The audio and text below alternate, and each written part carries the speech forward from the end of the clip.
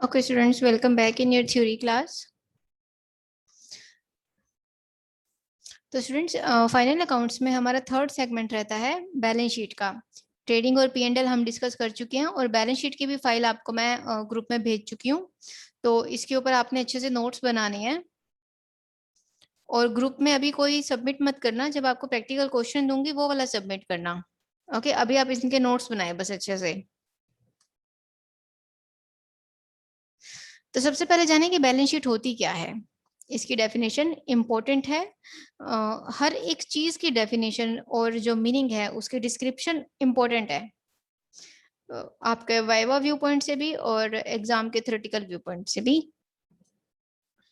ये कैसे स्टेटमेंट है that show the financial position of a business, और इसमें क्या आप रिकॉर्ड कर रहे हैं एसेट्स और लायबिलिटीज कौन सी at the end of accounting period after preparation of trading और पी एंड एल अकाउंट। ये स्टेटमेंट जो आपकी कंपनी की फाइनेंशियल पोजीशन को बताता है। ओके, और जिसमें हम क्या रिकॉर्ड करते हैं एसेट्स और लायबिलिटीज। बिजनेस जो हमारा फाइनेंशियल ईयर होता है उसके बिल्कुल एंड में जब हम अपनी फाइनेंशियल स्टेटमेंट बनाते हैं, financial statement includes trading profit and loss and balance sheet. इन दोनों के बेस पे ये बनाने के बाद थर्ड स्टेप पे आप ये बनाएंगे। अब इसके फीचर्स क्या क्या हैं। ये सबसे लास्ट स्टेप है हमारे फाइनल अकाउंट्स का, और ये एक स्टेटमेंट है, अकाउंट नहीं है बैलेंस शीट। क्योंकि जो अकाउंट होता है उसमें हमेशा बैलेंस बचता है, स्टेटमेंट में बैलेंस नहीं बचता। इसमें हम अकाउंट से बैलेंस लेके फिर इसको इक्वल करते हैं। ओके, उसके बाद इसमें जो आप ट्रांजेक्शन्स रिकॉर्ड कर रहे हैं इसकी दो साइड से एसेट्स और लायबिलिटीज। एसेट्स जो है वो आपकी लेफ्ट हैंड साइड पे और जो लायबिलिटीज हैं वो राइट साइड पे आती हैं।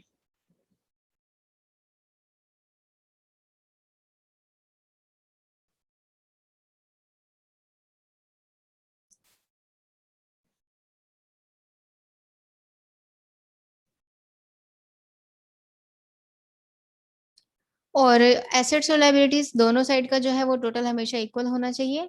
और ये हमें क्या बता रही है फीचर्स में सबसे इंपॉर्टेंट पार्ट, कंपनी की फाइनेंशियल पोजीशन। और ये कब तैयार किया जाता है, ट्रेडिंग पीएनएल को बनाने के बाद। और इन्हीं को हम कैरेक्टरिस्टिक्स भी लेके चल सकते हैं।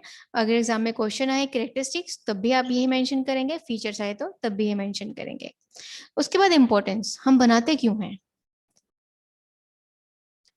जो हमारे इंपॉर्टेंट फैक्टर्स हैं बनाने के, उसके जो रीजंस हैं, जैसे पहले आता है क्रेडिटर्स, इन्वेस्टर्स और जितने भी हमारे स्टेक होल्डर्स जो हमारे फाइनेंशियल्स को यूज करते हैं अपनी फाइनेंशियल स्टेटस को जानने के लिए। तो जिन्होंने कंपनी में पैसा लगा रखा है या आपने शेयर मार्केट में पैसा लगा रखा है और जिन क्रेडिटर्स को आपने पेमेंट करना है, तो उन्हें कंपनी का फाइनेंशियल स्टेटस पता होना चाहिए। जो किसके थ्रू पता चलता है, आपका बैलेंस शीट के थ्रू, जो एक कंपनी की पूरी फाइनेंशियल एनालिसिस की एक पिक्चर होती है। उस पिक्चर से आप उसका स्टेटस पता लगा सकते हैं। अब इससे आप ये पता लगा सकते हैं कि पिछले कितने सालों में कंपनी ने कितना ग्रो किया है। और अगर कोई बिजनेस लोन के लिए अप्लाई करता है और कंपनी जब लोन के लिए अप्लाई करेगी तो सबसे पहले जो लोन प्रोवाइडर्स होंगे वो उनसे उनकी बैलेंस शीट पूछेंगे कि आप अपनी बैलेंस शीट दिखाएं। उनको उनका स्टेटस जानना है, क्या इनके कैश का इनफ्लो आउटफ्लो ठीक है। अगर वो कैपेबल होंगे तभी वो उनको लोन दे पाएंगे कि जो कंपनी है वो लोन उतारने के लायक है भी या नहीं। पिछले सालों में बैक टू बैक ईयर्स कितना प्रॉफिट लॉस रहा। अब जो कंपनी जिसका प्रॉफिट रहा ही नहीं है, तो जिसका फाइनेंशियल स्टेटस ही अच्छा नहीं है, वो लिक्विडिटी पोजीशन से पता लगता है। लिक्विड का मतलब उसका कैश का इनफ्लो आउटफ्लो वो बहुत अच्छा रहना चाहिए, जिससे जो लोन प्रोवाइडर्स हैं वो आपको लोन देने के लिए कैपेबल रहते हैं।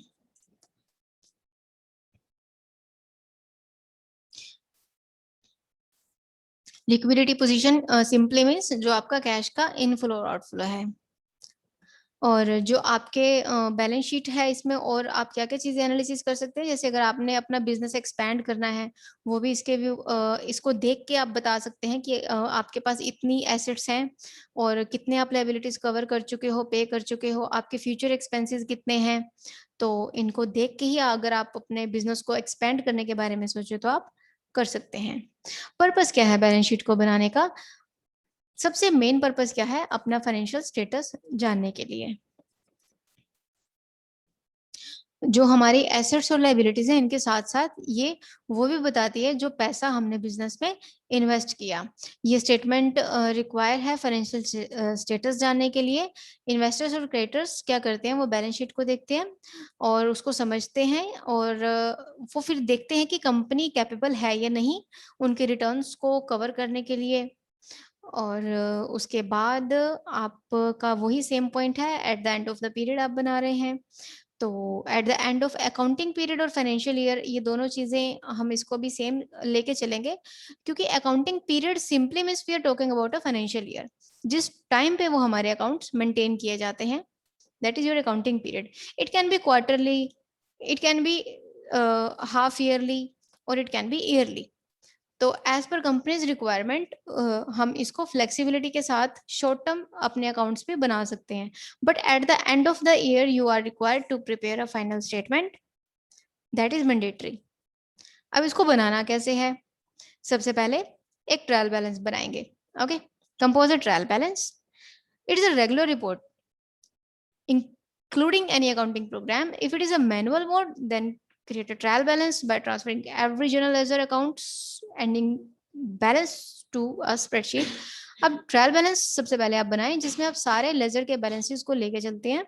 उसके बाद ट्रायल बैलेंस को आपने अरेंज करना है, यानी कोई उसमें एरर है, गलतियां हैं तो आप निकालेंगे, उसको देखेंगे। ठीक है, ऑडिटर्स उसे देखते हैं, उसे एनालिसिस करते हैं, और उसके बाद आप क्या करते हैं, you discard your all expenses and revenue accounts.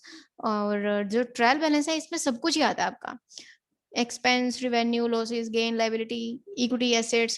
Delete all from the trial balance except equity, liabilities and assets. However, deleted accounts are used to create an income statement. ये क्यों इसमें बोल रहे हैं, वैसे ये जो चीज है ये मैंडेटरी नहीं है। इट सिंपली मीन्स कि ट्रायल बैलेंस में से हम इनकम स्टेटमेंट बना रहे हैं। एक्सक्लूड का मतलब ये नहीं है कि आप ट्रायल बैलेंस में से डिलीट करेंगे या काट के लिखेंगे। इट सिंपली मीन्स कि अब हम उसको एनालिसिस करेंगे, क्योंकि इसमें से इनकम स्टेटमेंट बनेगी जो क्या है हमारी ट्रेडिंग और P&L अकाउंट। ठीक है, तो हम उसको कैटेगराइज उनकी नेचर के अकॉर्डिंग कैटेगराइज में लेके आते हैं। फिर उसके बाद कैलकुलेट करेंगे रिमेनिंग अकाउंट्स, जैसे कि इसमें सम अप आपने किया ट्रायल बैलेंस का, जिससे आप उसके बाद इनकम स्टेटमेंट बनाने के बाद आप उन आइटम्स को फिल्टर करके बैलेंस शीट में भी डालेंगे। अब बैलेंस शीट में कौन, अब ये जो इनकम स्टेटमेंट है इनमें कौन कौन सी आती है, revenue, expenses, revenue, losses and gain. Okay, ये हमारे सारे इनकम स्टेटमेंट में आते हैं। जो लायबिलिटीज, इक्विटी, एसेट्स हैं, ये सारी की सारी हमारी इसमें आएंगी बैलेंस शीट में। अब इसमें एग्जांपल्स दिए हैं, जैसे कैश है, अकाउंट्स रिसीवेबल्स हैं, inventory, fixed asset, current asset, accounts payable, debts, other liabilities, stock, retained earnings, ये सारी हमारी नॉन रिवेन्यू आइटम्स है, यानी कि इनसे प्रॉफिट लॉस का कोई लेना देना नहीं है, ये नॉन रिवेन्यू आइटम्स हैं। उसके बाद हम दोनों साइड्स का टोटल देखते हैं इक्वल है या नहीं। अगर कोई भी छोटी सी मिस्टेक है तो फिर उसको फाइंड आउट करते हैं, उनके रीजंस फाइंड आउट करते हैं, फिर सारे अकाउंट्स आपको दोबारा से देखने पड़ते हैं बैक टू बैक। अगर आपके बैलेंस शीट का टोटल इक्वल नहीं आता, first of all you are required to analyse your P&L, trading, then trial balance, then your ledgers, then your journal, back to back आप उसको एनालिसिस करते जाएंगे। जहां पे आपको गलती मिली अमाउंट की, तो वहीं पे आपने रुक जाना है। एट लास्ट कहाँ तक पहुंचोगे आप, जर्नल्स पे, और एट लास्ट कहाँ तक पहुंचोगे आप, जर्नल से भी बैक बिल्स के ऊपर। तो इसमें सिर्फ ये एक प्रैक्टिस मांगता है, ये आप 1 और 2 टाइम्स पे करेंगे तो ये बहुत इंटरेस्टिंग भी है कह सकते हैं, क्योंकि कहते हैं ना अकाउंट्स बनाना तो बहुत आसान है, लेकिन अगर उसमें एक गलती हो जाए ना, वो ढूंढनी बहुत मुश्किल है। तो इसीलिए जो ऑडिटर्स की जो जॉब है वो बहुत ही टिपिकल रहती है, बट बहुत प्रिसाइज मैनर में गलतियां ढूंढी जाती हैं। तो बहुत एक दिमागी पेशेंस की नीड पड़ती है, नहीं तो पर्सन इरिटेट हो जाते हैं कि अगर एक भी मिस्टेक नहीं मिल रही तो बैक टू बैक सारे अकाउंट्स को स्टडी करना, तो बहुत एक इरिटेशन लेवल वाली वो चीज़ पे आ जाती है। तो इसके लिए भी एक अलग से आपको स्किल्स चाहिए, अलग से इसकी स्टडी चाहिए। ऑडिटिंग के लिए भी एक गलती, एक रुपए की भी मिस्टेक, तो आपकी एक जीरो कम ज्यादा होने से, अब 200 की जगह आपने 2000 डाल दिए, 2000 की जगह आपने 20,000 डाल दिए, एक जीरो की मिस्टेक सारे के सारे अकाउंट्स को आपको हिला सकती है। तो बेटर ये है कि जब भी आप फीडिंग करें तो इनिशियल लेवल पे ही आप उसको एक्यूरेसी के साथ करें, इनिशियल लेवल पे ही आप उसको करेक्ट रखें। ताकि आपकी eight the end of the year या जब भी आप अपना फाइनल अकाउंट बनाए तो उसमें मिस्टेक ना हो। ये बैलेंस शीट का हमारे पास एक फॉर्मेट है।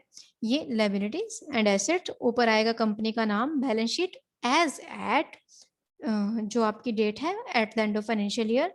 ये हमारे पास सारे नॉन रिवेन्यू आइटम्स, ये लायबिलिटीज और ये एसेट्स की लिस्ट है। ओके, एक बार आप इसे स्टडी करेंगे।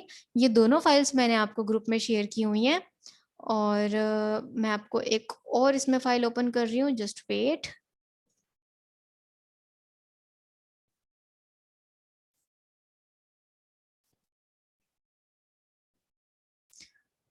ये वाली हम डिस्कस कर चुके हैं। Okay, it is one of the same thing. अब रह गया हमारा प्रैक्टिकल क्वेश्चन। जो प्रैक्टिकल क्वेश्चन है हमारे फाइनल अकाउंट के, वो हम अब complete trading P and L और बैलेंस शीट, वो मैं आपको अभी आज ग्रुप में शेयर कर देती हूँ, फिर इसको डिस्कस कल वाली क्लास में करते हैं। हमारे फॉर्मेट सारे कंप्लीट हो चुके हैं। प्रैक्टिकल क्वेश्चन पे आते हैं, एक डिस्कस कर लेंगे और उससे रिलेटेड जो हमारे रेलेवेंट एग्जांपल्स होंगे वो आप करते जाएंगे साथ साथ। और फर्स्ट क्वेश्चन से ही आपने उसको सोल्व करना है, और उसको आप साथ ही सबमिट करवाएंगे फर्स्ट क्वेश्चन सोल्व करके टिल सैटरडे। वो मैं आपको साथ साथ इंस्ट्रक्शंस दे दूंगी। ठीक है स्टूडेंट्स, मिलते हैं नेक्स्ट क्लास में। अभी के लिए थैंक यू।